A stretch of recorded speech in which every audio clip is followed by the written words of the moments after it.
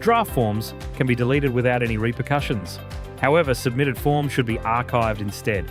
Because submitted forms may be integral to ongoing workflows, deleting them could disrupt the processes they support. To locate archived items, go to the Archive section of the relevant module. There is no need to complete every search field. Providing fewer details will produce a wider range of search results. After entering your criteria, click the search button to view the results. Once you find the required record, click Restore to reinstate it. Please note that if a record was archived because of automatic archiving settings, it will return to the archive during the next nightly sweep. To maintain system integrity, all records must have unique names. Duplicate entries can cause errors and inconsistencies. Avoid adding a space after an item, as this creates a separate entry. For example, John Smith, with an additional space at the end, would be treated as a different identity from John Smith without the extra space. Access the refresh feature through the three-dot icon available in all modules.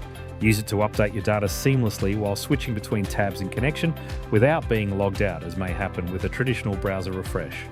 In Kynection, the default view displays contributions from all users. To show entries for an individual user, use the drop-down menu to select that person. This can be helpful in areas such as quotes or purchase orders. When you exit the module, the view will return to everyone.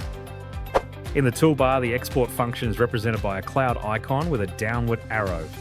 It allows you to export all data to Excel. Some modules also provide an option to export filtered results, represented by the Excel workbook icon. Use the import function for bulk data management. Begin by downloading the correct template, either by exporting existing data or obtaining a sample template. The headings from the exported file will form the import template. When exporting data to Excel, each line item is assigned a unique ID number. When uploading new data, it is advisable to delete all existing information from the template, including the ID column. When editing existing data, do not alter or delete the ID column, as changes may cause errors.